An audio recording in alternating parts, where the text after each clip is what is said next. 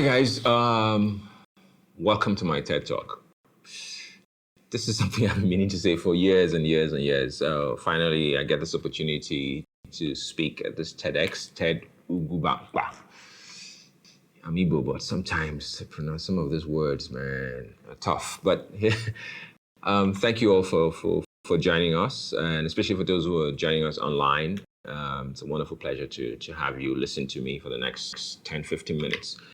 So I'm going to be talking about digital, the whole concept of digital and what it means to us in the modern age, especially for those of us in Nigeria, those of us in the Southeast. What does it mean? What does this concept mean to us on a day-to-day basis? And what does it mean to how we relate to one another from a personal basis, to how we do business with one another, how we relate to governance? My special pet peeve is, how the concept of digital affects the relationship with governance and the very concept of what democracy means to us in these days. We know for a fact, everybody, believes that democracy, except your Chinese, of course, believes that democracy is a wonderful concept that helps to promote growth and development and the concept of human rights and so on and so forth. But here we're in a digital age, and digital, to all intents and purposes, is sort of making us rethink the very notion of how people relate to one another.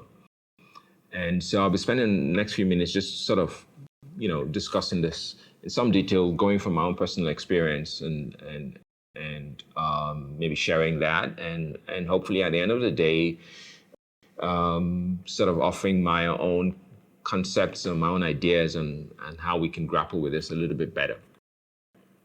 For those who know me, I've always been intrigued with how digital technology is affecting government policy, especially with my experience working for about 12 years as a regulator in government at the Film and Video Census Board and later at the Broadcasting Commission.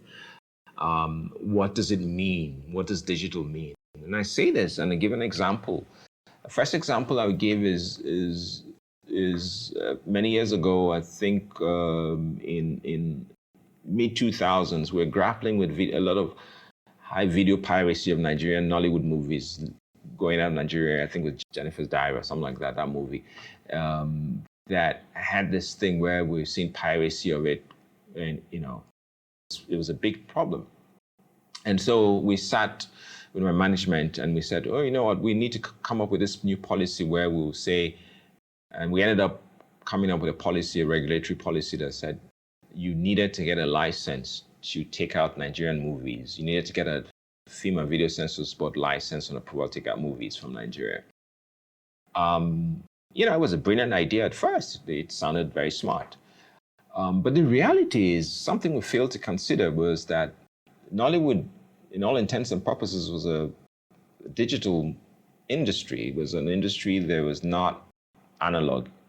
It was an industry, it was an insurgent industry. It was an industry that was upending the very concept of how you made movies, how you created Nollywood stars, and so on and so forth.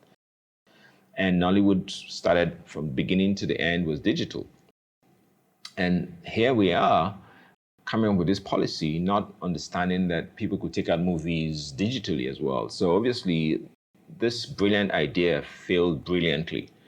And that got me thinking of how we can sit in our smart offices and come up with policies that sounded so smart that could, but will fail. Even though it sounded smart, even digitally. I give you another example. So INEC comes up with this thing where they have smart card readers, they have digital voters cards, and all of those infrastructure that they put out every time election comes. But they tell you that we have an election period where you have to go and register to vote, and the registration to vote ends maybe 20, 30 days before. And then they wonder why young people are not voting in elections.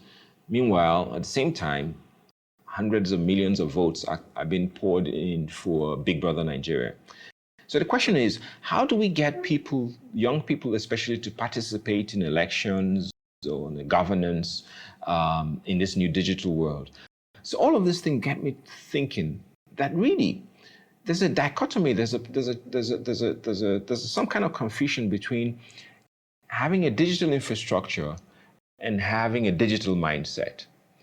Because the reality is a lot of us still operate with a scarcity mentality.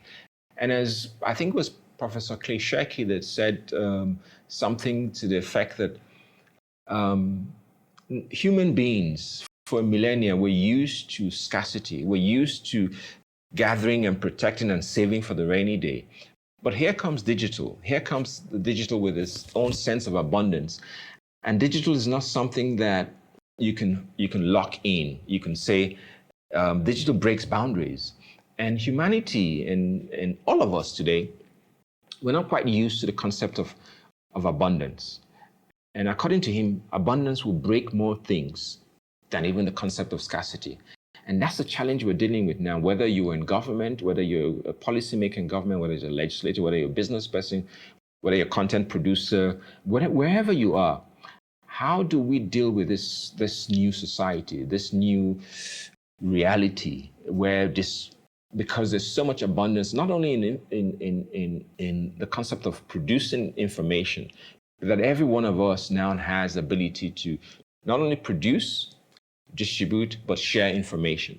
And then how that is breaking boundaries of our own relationship. I say to my daughter, when she was much younger, you know what, Fechi, you're not going to have access to, once it's 10 o'clock, turn off the TV, go to sleep. Sounds like a brilliant idea, but she has an iPad that's connected to my Wi-Fi at home. And so she has access to all her favorite YouTube videos and everything else. So the concept that you're saying, I will close the TV, I will turn off the TV at 9 o'clock or 10 o'clock, but she has a mobile phone, or she has a brother's phone, or she has some other smart device that she can connect with. So these are the challenges. So in terms of governance, we've seen this in the US in 2016 elections that gave us President Trump, and how so many people claim the Russians infiltrated American voting using Facebook and all the other social media sites, and how information is at the core of democracy. Because democracy cannot work without participation of people. And how do you get people to participate? Because they're well informed. And when that information that gives rise to the well-informed is manipulated or weaponized, what does that mean in a modern democracy? And so for me, the idea is that we need to come up with new concepts. We need to interrogate our processes, not just from a policymaking point of view, but also from how we as a nation, and I say this, it always amuses me when we say we have a national broadband policy. That is a policy to give access to connectivity to everyone, but we don't have a national digital policy. Whether it be with healthcare, whether it do with voting, whether it be with banking, finance, agriculture, because digital is upending every process as we know it. Anything that can be digitized will be digitized, anything. And we're seeing that more and more. And as we're moving to the age of artificial intelligence, augmented reality, and all of that, we as a nation, so if you provide me with broadband access, what does that mean? It doesn't mean anything really. If the information that flows through that broadband connectivity is information that can be manipulated by people outside of Nigeria, or people who have weaponized information, it means at the end of the day, my connectivity or my access to information can actually become detrimental to my own well-being. And I say this because more and more of what we do, everybody today has a device like this, a smartphone, a mobile device. And so we're not only accessing content, but we're creating content and we're sharing content. And we do our banking, we do our businesses, we do all kinds of relationships depend on our phones. And even the nature of relationships within domestic environments, within father, wife, son, mother. All of these things have become somehow attenuated by the information devices that we have at home or that we have in our pockets. So I think, sitting here and talking to you guys, the big thing for me has been, what do we do as a people, as a nation? How do we interrogate the very processes, the very nature, the foundation of our society that has been built in a scarcity mindset? How do we then sort of rethink, reimagine a future as a country? And in relationship to all the things that our society has to grapple with, whether it's education, whether it's healthcare, whether it's agriculture, whether it's defense. If you look at the insurgency we're facing, the battle in the northeast of Nigeria, even the battle with kidnappings and going across the country. How do we reimagine access to information and the digital infrastructure that guides that? And all of these things, I think we need, in my view, we need government to start thinking that we're no longer in the age of scarcity. We're in the age of abundance. We cannot control whether the CBN or whoever to say, look, this is how finance, because even the very nature of digital is affecting money, trade, cash in our accounts. And if you want to close up and lock everything up, you can't. Because again, the very nature of digital is that it's evolutionary. It's like an insurgent in its own stead. It's something that it's not one thing, it's a number of things. And so to imagine that because you say, like I did then, that you have to come to the NFVCB to take a license, or you have to go to the MBC, or the CBN to get a license, and people are saying, we don't need to do that. We can carry on our transactions outside of you. And I say this because even when I worked as a regulator, I always like to use my own examples. We said, look, you need to come to the NBC and get a license to broadcast. But everybody's broadcasting on YouTube. Imagine today that NTA claims it has how many million viewers, the largest network in Africa. But on YouTube, on the digital platforms, someone like Basketman has more following. Someone like Brother Shaggy has more influence. Brother Shaggy reaches more people. And that's the reality. So how do we grapple all of those things? I think we need to engage more. We need to empower more young people. We need to get voices. We need more education.